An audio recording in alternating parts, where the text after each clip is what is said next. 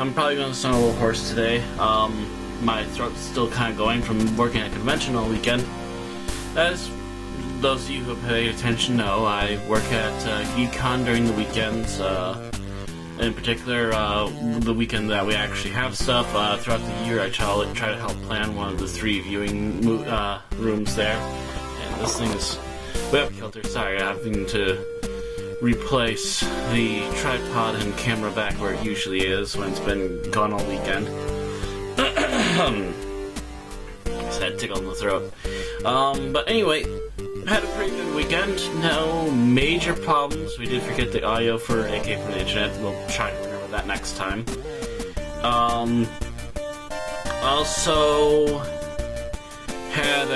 we also found out there's some technical difficulties with some of the stuff there, but we'll figure that out hopefully during the rest of this year and into next year. But as usual, I also like to share some of the goodies I managed to get.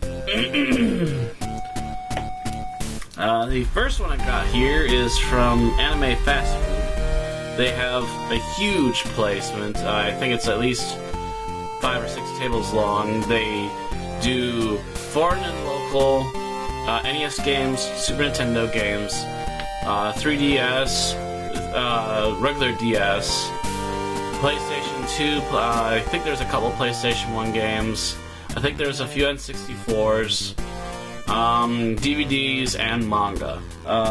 Mostly dealing with anime, but not always. When it comes to video games, it's whatever they can get their hands on. They didn't have any Famicom that I was aware of, but they had a lot of Super Famicom for some reason.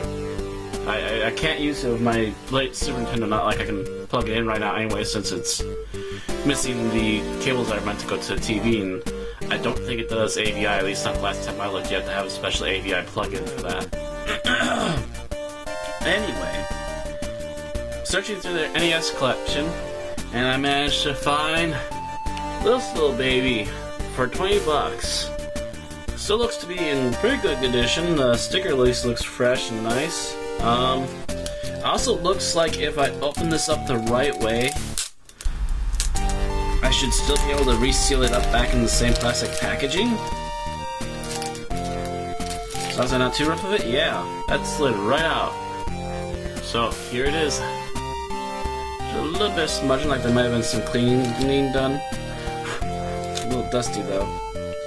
But hopefully that'll work. I'll actually give this a quick test and I'll edit this out. Oh, there we go. Awesome. Took a few tries, but I seem to have finally gotten it working. I'll even crank up the volume a little bit.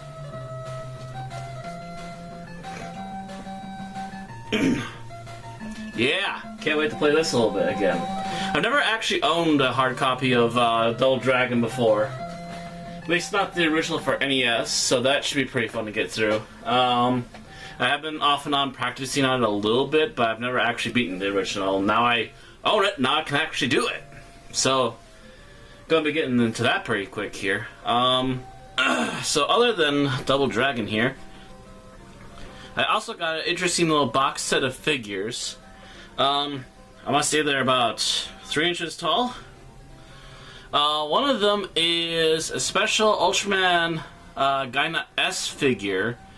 I don't know why it was boxed with a different Ultraman, but it's from Gaina S. And this is the Hyper Zeton.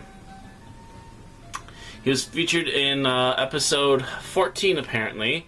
Zeton, for those of you who don't know, is the big bad of the final episode of the original Ultraman. So this is supposed to be a much more powerful version of him, and they've been using hyper versions apparently for the last couple of series that they've been popping it in on.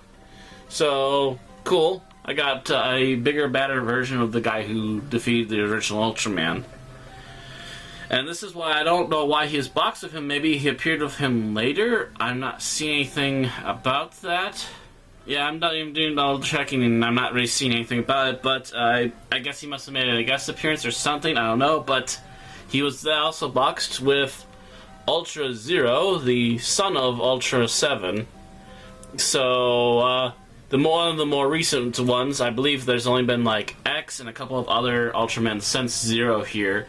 He first appeared in a crossover movie and has done, I think, at least 1 or 2 more movies since then, and I think he's even done a little series on his own too, which is pretty cool. He got to have his own movie appearance before he got his series, and yeah, he's got one of the more interesting backgrounds, being the rather recluse son of Seven before he went off to do training and became a much better Ultraman in his own right. So yeah, I'll be taking those figures, and I'm going to be reorganize the top front of my desk here, as you can see pictured, for the Ultraman figures. I think they look pretty cool, and I'm happy that I found them for a nice little price of just about $7 at the con. So that was a good catch. As for the sudden change, I messed up the dialogue originally for that part, but also it has come to my attention, I forgot about this. So, part 2 of the vlog for today, I'm gonna finally try, for the first time, Crystal Pepsi. Last time this soda was available to the United States, I was 5 years old, 1990. Let's give this baby a go. I've been curious for many years.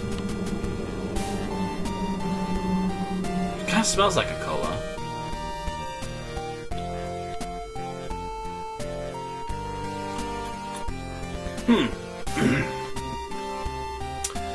It pretty much does taste like a Pepsi. Maybe a little bit sweeter than a normal Pepsi. I'm not entirely sure.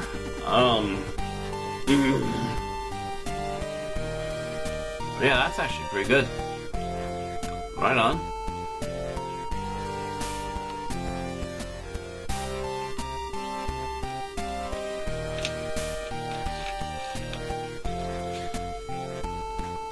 That's different.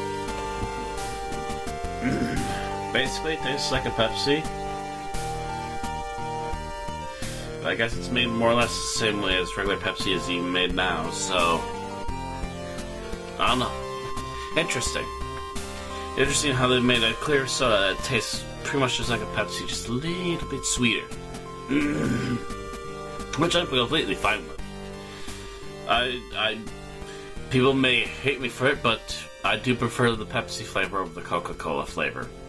I don't know what it is. Maybe I've had Coke for too long during my childhood or something, but I've just really fallen out of the taste for it. Coke I can have any day. So, that's pretty solid.